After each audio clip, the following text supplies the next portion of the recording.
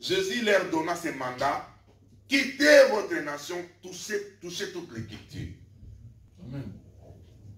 Voilà pourquoi, frère, n'hésite pas de partager la parole de Dieu à quelqu'un qui ne partage pas la même culture que toi. Le Seigneur sera avec toi. Amen. Hein? Amen.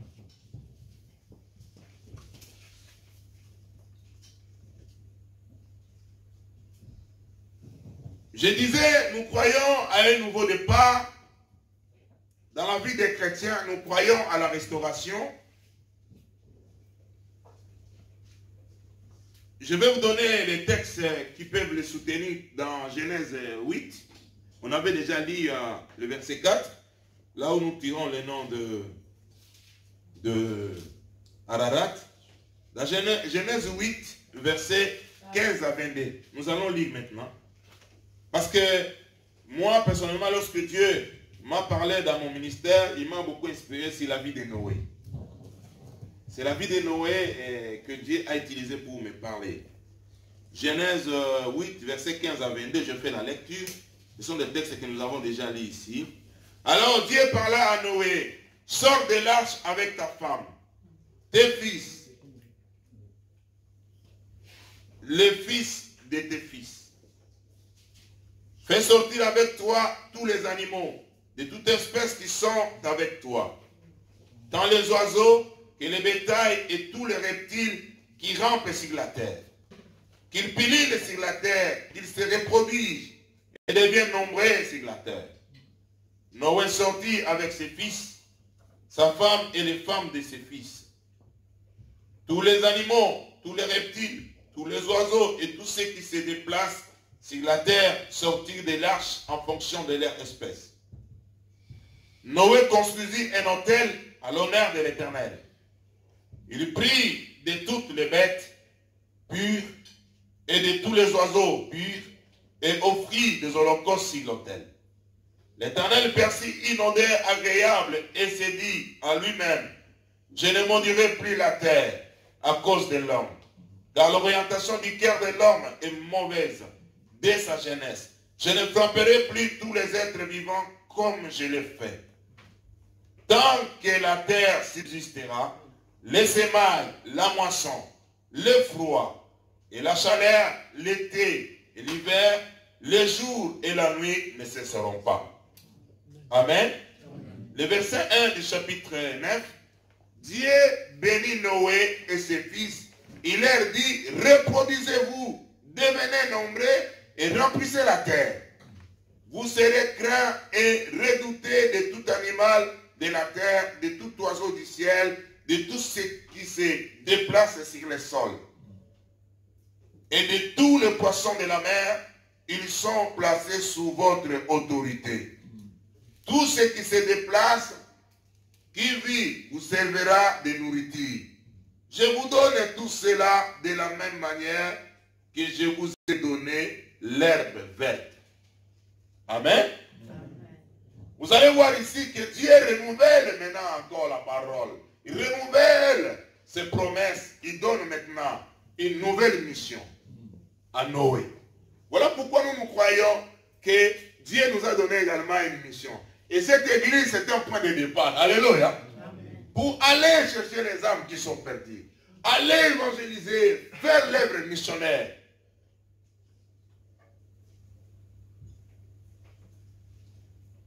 Comment les fidèles doivent s'impliquer dans cette vision? Nous avons, avant-dernier texte, 2 Timothée 2, verset 2.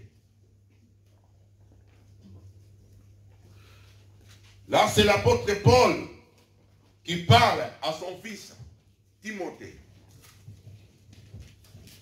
Il dit ceci. Tout ce que tu as entendu de moi, en présence de beaucoup de témoins, confie-le à des hommes fidèles qui soient capables de l'enseigner aux autres. Amen. Tenons à ces textes. Pourquoi? Parce que là, nous retrouvons ces éléments très importants qui est le salut des âmes, la formation des âmes qui doivent passer par les baptêmes, les enseignements, ils vont passer par la repentance, ainsi de suite. Nous avons également la formation, les enseignements. En fait, quand vous voyez ces textes, il y a plusieurs générations. Regardez ce texte que le frère nous a projeté. Quand on dit tout ce que tu as entendu de moi, il y a combien de personnes? Combien de personnes qui parlent? 2 personnes. La première personne, c'est qui? Paul. L'apôtre Paul, il parle à qui? Timothée. C'est Timothée qui a entendu de la part de Paul. Il dit, tout ce que tu as entendu de moi, en présence de beaucoup de témoins, confie-les à des hommes fidèles. Il y a déjà troisième personne, c'est-à-dire Timothée qui a entendu auprès de Paul, doit confier à des hommes fidèles ce qu'il a entendu. Alléluia. Est-ce que vous comprenez? Oui. Il doit parler ce qu'il a entendu à des hommes fidèles, et ces hommes fidèles qu'ils soient capables. Capables de quoi? De l'enseigner aussi à d'autres. Amen. Je crois 4 générations. Paul, Timothée, homme fidèle et autres. Pour arriver à ce stade, il faut qu'un chrétien, un enfant passe un cursus normal. Yes. Tu es passé par le salut, tu as expérimenté la repentance. Tu passes aussi par les eaux de baptême pour témoigner ta foi. Et nous, à l'église, nous avons mis des structures en place, des formations. Nous donnons, nous partageons dans l'étude biblique, par exemple, le mardi et le jeudi. Il y a beaucoup de choses qui sont expliquées. Nous organisons des séminaires, des conférences. Les mamans organisent beaucoup de choses. Et par exemple, ce que je suis en train de faire là, c'est un enseignement. Yes. Amen. Et toutes ces choses, ça va t'aider pour que tu deviennes un homme capable. Amen. Une femme capable. Alléluia. Peut-être pas encore capable, mais tu seras déjà un homme fidèle. Parce que la Bible dit, celui qui est fidèle à des petites choses, Dieu lui confiera des grandes choses. Amen. Dieu cherche les hommes fidèles. Qu'est-ce que tu fais de ce que tu attends de tes pasteurs, de tes responsables à l'église? Tu as aussi, c'est comme une course de relais. C'est-à-dire, le point d'arrivée est là, faire l'œuvre missionnaire, mais chacun, à une distance donnée, doit transmettre les témoins, les petits bâtons là. Il transmet l'autre cours, ainsi de suite, jusqu'à ça. Et si l'église grandit de cette manière, ça sera une église de qualité. Amen. Alléluia. Amen. Une église qui grandit selon ce texte, c'est une église de qualité. Parce qu'aujourd'hui, les gens misent beaucoup sur la quantité. Dieu ne regarde pas la quantité. C'est important que nous devenions aussi nombreux. Mais les paix que nous sommes, quelle est la qualité de chrétienté que nous sommes? Des chrétiens que nous sommes. Quel est le niveau de notre foi? Le niveau de notre amour pour Dieu. Quand Dieu te prend, il te met en balance. Tu vois que tu es léger. Tu ne pèses pas. Pourquoi? Parce que ta vie est pleine de légèreté. Pleine de plaisir. On ne refuse pas. Voilà pourquoi, frère, nous devons être conséquents. Si nous voulons être vraiment une église missionnaire à la rate, missionnaire, nous sommes appelés dans cette église d'avoir des hommes fidèles, les hommes capables, qui peuvent aussi enseigner à d'autres personnes. Frère, ne pensez pas que moi, ça me fait, moi dans ma vision, c'est pas toujours, ça me fait pas toujours plaisir que je reste là devant, prêcher tous les dimanches, non. Je voudrais que toi aussi qui es assis là un jour, que tu te lèves. Hey, alléluia. Amen. Alléluia. Amen. Oui. Des fois, on est fatigué, on a besoin que d'autres personnes. Et l'église, le travail que nous faisons là, On ne doit pas laisser que le pasteur Dali, pasteur Papi et moi se tenir ici. Mais toi aussi tu peux un jour. Amen. Mais pour passer là, ça demande un travail. Et alléluia. Ça demande un travail. Il faut d'abord entendre de la part de Paul qui parle. Si toi tes oreilles sont ailleurs, ça sera difficile. La Bible dit la foi vient de ce qu'on entend. Il faut que tes oreilles puissent entendre, être assis pour comprendre les choses. C'est à ce moment-là que toi tu peux les confier aussi à des hommes fidèles. Les hommes fidèles qui seront en mesure de l'enseigner, à ceux qui seront capables de les enseigner aussi à d'autres personnes. C'est ce que nous poursuivons par la grâce de Dieu. Nous ne voulons pas une église où les gens, les membres, sont là que pour écouter, laisser d'autres faire le travail. Tout le monde a sa part. Alléluia. Il doit trouver sa part dans l'œuvre que nous sommes en train de faire. Pour finir, nous croyons à la provision divine. Matthieu 14, verset 16. Mais nous allons lire à partir du verset 13 jusqu'à 21. Ces textes que je vous donne, ce sont les textes, au fait, qui conduisent notre ministère, notre église. Les textes là que j'ai donnés. Les derniers, je donne dans Matthieu. Et nous croyons à cela. Matthieu, chapitre 14, je vais faire la lecture et je vais vous expliquer qu'est-ce que nous avons réussi dans ce texte et nous allons clôturer par la prière. Je fais la lecture au nom de Jésus-Christ. Je commence par le verset 13. À cette nouvelle, Jésus partit de là dans une barque pour se retirer à l'écart dans un endroit désert. L'ayant appris, la foule sortit des villes et les suivit à pied. Quand Jésus sortit de la barque, il vit une grande foule et fut rempli de compassion pour elle. Il guérit les malades. Verset 15. Le soir venu, les disciples s'approchèrent de lui et dirent, cet endroit est désert et l'heure est déjà avancée.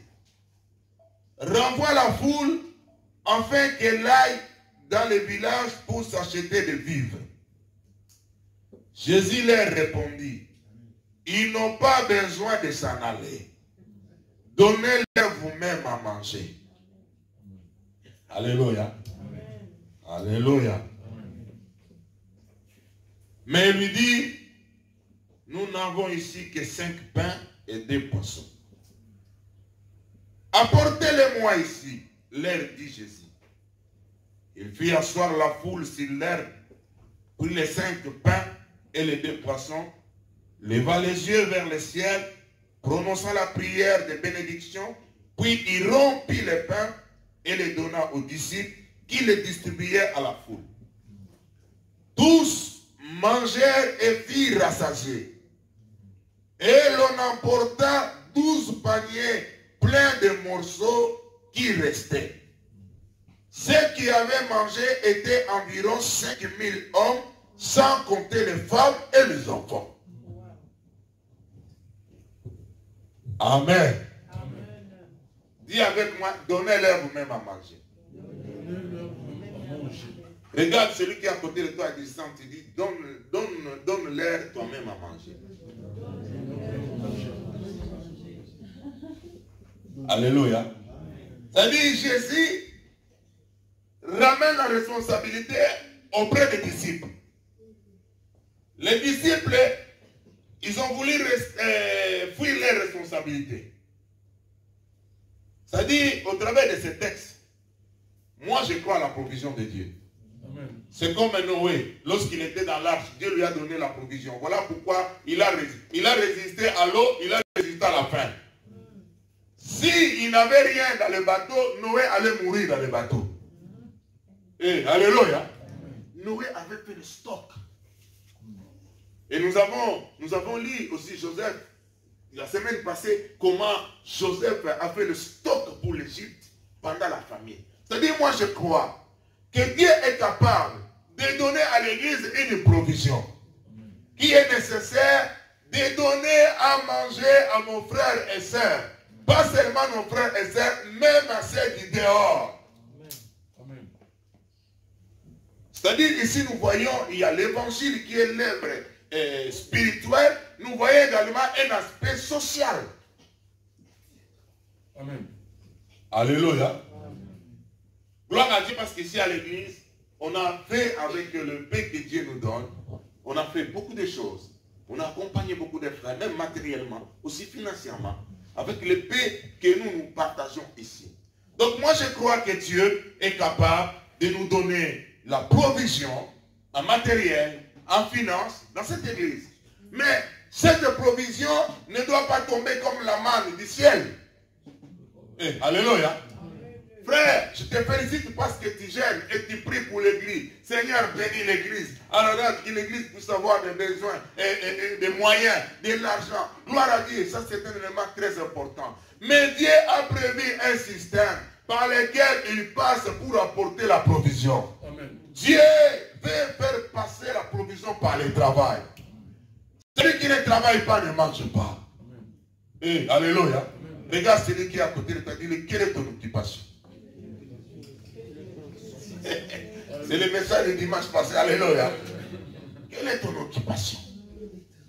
Ça dit, bien aimé, un enfant de Dieu doit travailler.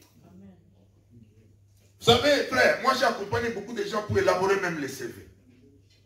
On a mis des CV en frère, va chercher. Si tu n'as pas les papiers, Dieu est capable de te donner les papiers. Nous prions, le Dieu de la Bible que nous prions est capable de donner à quelqu'un les papiers. Mais une fois qu'il y a là, frère, il faut chercher le travail. Le travail qui va te permettre, frère, d'avoir un salaire. Quand tu auras le salaire, il faut savoir, il y a une part qui t'appartient, et il y a aussi une part qui appartient à Dieu. C'est comme ça que l'argent, la provision entre à l'église. Lorsque le peuple est béni par le travail, le peuple là apporte des offrandes, il fait même des dons, il apporte les dîmes, il fait beaucoup de choses à l'église. Et je vous assure qu'ici dans notre église, l'argent est bien géré. Alléluia. Et alléluia. Oui, l'argent est bien géré. Moi, on ne fait que des rapports. Il y a des gens qui les gèrent. Et avant qu'ils puissent se dépenser, faire quelque chose, ils m'appellent. Si je trouve c'est trop énorme, je demande aussi à mes collaborateurs. Mais Dieu nous a bénis ce côté-là. Alléluia. Donc, frère, Dieu bénit par le travail. Dieu passe par le travail. Moi, je crois à la prospérité par le travail. Voilà pourquoi nos enfants, vous qui êtes là, appliquez-vous à l'école. Cherchez des formations. Faites des formations. Devenez des ouvriers qualifiés, frère. Tu trouveras le travail. Quand tu trouveras le travail, tu auras les moyens pour vivre pour toi, pour ta famille. Aussi, tu passeras à l'église. N'oublie pas l'église quand tu es béni. N'oublie pas l'église quand il y a un travail. N'oublie pas, beaucoup de gens, une fois qu'ils voient que les salaires commencent à tomber comme ça, ils disent, ah, c'est tombé, tout ça c'est pour moi. Il vit que pour lui. Frère, il ne faut pas vivre pour toi. Il faut vivre aussi pour Dieu. C'est-à-dire, dans la prière, tu es là. Il faut également, ce que l'Éternel te donne dans les mains, tu apportes quelque chose à l'église. C'est ça qui pourra nous permettre de payer le local, d'acheter les instruments.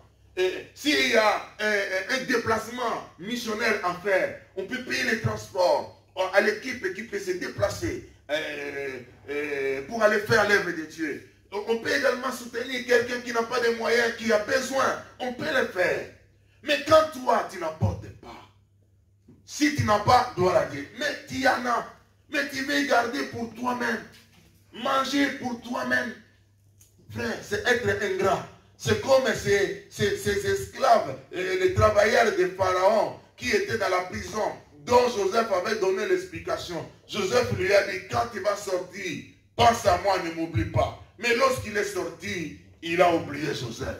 Sache-le, frère, quand tu vas oublier l'église, Dieu n'oubliera pas l'église.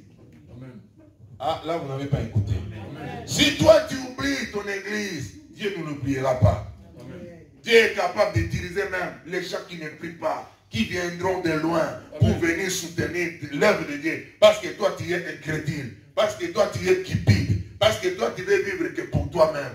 Alors que Dieu t'a placé là aussi pour que tu avances et faire avancer l'œuvre de Dieu. C'est clair? Je peux me limiter par là? Voilà notre vision. Voilà comment nous voulons travailler. Voilà le ministère évangélique à la base. Nous avons cette mission d'aller implanter les églises. Et nous sommes en train de lutter pour l'église de Paris. Et ce matin, j'étais en culte avec eux, de 11h à 12h. Nous avons prié que l'Éternel puisse nous donner incessamment un local pour que nous puissions reprendre nos activités, nous puissions quitter un peu dans les réseaux sociaux, reprendre nos activités. Et cette semaine, nous serons, l'équipe des pasteurs, nous allons monter à Paris. Nous avons une activité là-bas et nous allons organiser aussi la prière à distance, mais dans une salle. Nous allons faire beaucoup d'activités à Paris avec certains membres de notre église Ararat qui sont là à Paris. Donc voilà, bien aimé, ce que j'avais à cœur de vous partager. Si tu as des questions à poser, tu peux me voir. Tu peux voir les pasteurs qui sont là. Tu peux voir d'autres responsables qui sont là. On peut éclaircir, on peut t'encourager, on peut t'orienter pour que tu demeures, tu restes dans la vision. Tous ensemble, l'église de Dieu puisse avancer. Que Dieu vous bénisse.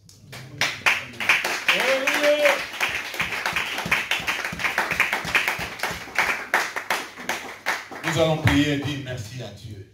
Il dit, Seigneur, merci, j'ai écouté la parole. J'ai compris maintenant ce qui se passe dans mon église. J'ai compris mon rôle. J'ai compris ma responsabilité. Ce que moi je dois faire. Seigneur, aide-moi à être là où tu veux que je sois. Aide-moi à faire ce que tu demandes de faire à ce moment-là. Je ne puisse pas rater mon temps. Je ne puisse pas rater ma saison. J'aimerais être là, dans l'évangélisation, dans l'œuvre missionnaire, dans l'adoration. Oh Seigneur, fais-moi grâce. Il y a des choses que je ne comprends pas. Aide-moi à comprendre. Prions tous ensemble. Alléluia. Prions bien-aimés. Alléluia. Seigneur, merci. Seigneur, merci. Nous avons besoin de ta grâce. Nous avons besoin de ta faveur, Seigneur. Tu nous as donné une vision. Seigneur, nous travaillons, Seigneur, pour faire avancer cette œuvre. Seigneur, nous sommes là, transculturels, toutes les nations, nous sommes là, mon Dieu, dans ce local. Nous voulons, Seigneur, ensemble, t'adorer et te célébrer. Seigneur, rends-nous capables. Seigneur, rends-nous capables, Seigneur, à honorer ton nom. Seigneur, rends-nous capables à te servir, oh Dieu, d'avoir les ailes et le fardeau de l'œuvre, oh Dieu, dans les saluts des âmes, Seigneur. Et aide-nous également, Seigneur, à trouver du travail. Ceux qui vont passer les entretiens du travail et d'embauche, ceux qui sont à la recherche éternelle, prends soin d'eux, interviens dans leur démarche éternelle. Ceux qui n'ont pas de titre de séjour dans ces pays, Seigneur, donne-leur.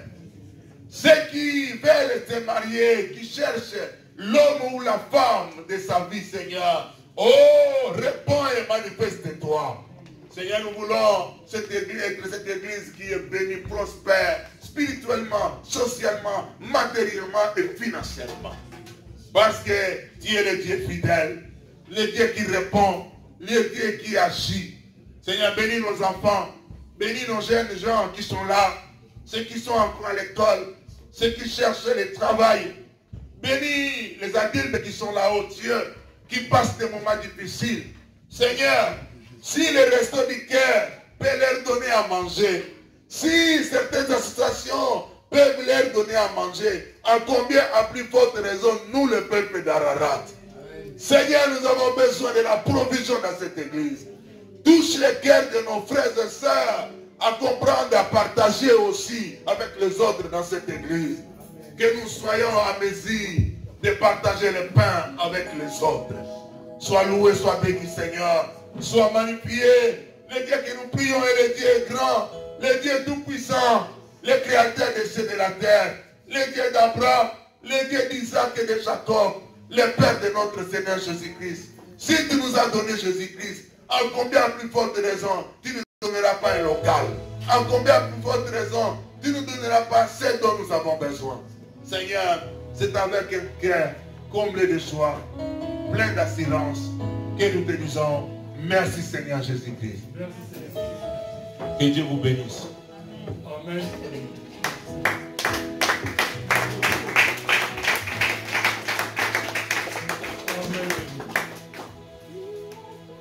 Nous bénissons Dieu pour sa parole. Nous allons nous mettre debout, nous allons offrir à notre Dieu.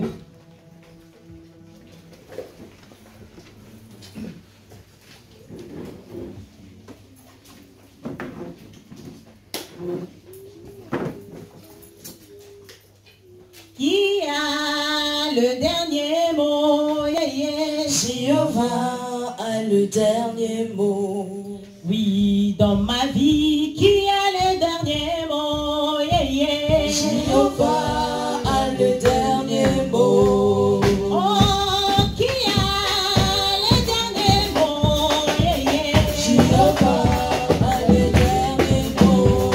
Oui, dans mon cœur, qui a le dernier mot? Yeah, yeah. Jéhovah a le dernier mot. Oh, qui a le dernier mot? Yeah, yeah. Jéhovah a le dernier mot.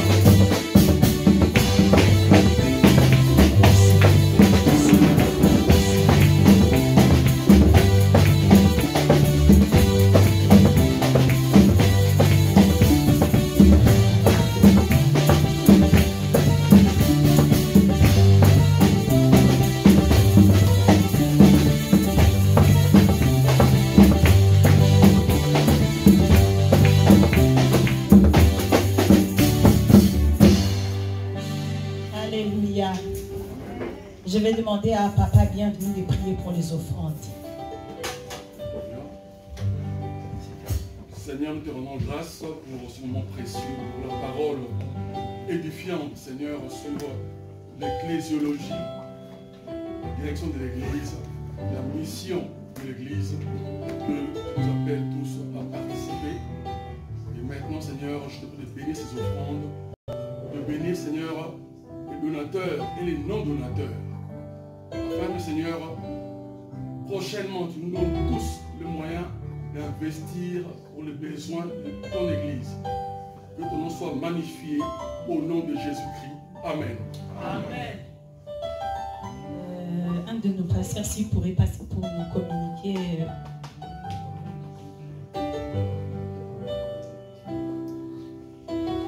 Alléluia. Amen. Je peux avoir un papier. C'est la pasteur. Ah, excusez-moi. Alléluia. Nous pensons au communiqué. Nous bénissons Dieu pour et cet enseignement et que l'homme de Dieu a donné à l'Église. Ça fait partie de la vision que Dieu a placée devant son ministère et cette vision qui conduit l'Église à Arati. Alléluia. Telle est notre prière cet après-midi, que tous les membres de cette Église, que nous puissions nous démérer dans cette vision. Alléluia. Plus nous sommes mis dedans, plus nous allons soutenir cette mission, cette vision. Alléluia. Amen. Plus nous sommes écartés, si nous nous éloignons de cette vision, et bien, le Seigneur, nous serons incapables de soutenir la vision. Vous savez que dans une église, Dieu appelle toujours une personne. Alléluia. Et Dieu met à sa disposition une vision pour conduire le peuple. Nous avons vu dans la Bible, là où Dieu a appelé Moïse. Et Moïse, parmi la multitude, il était, comment on dit, le visionnaire, était l'image de Christ pour conduire le peuple qui était l'église. Alléluia. Et Dieu nous a fait grâce également d'avoir un visionnaire dans cette église. Et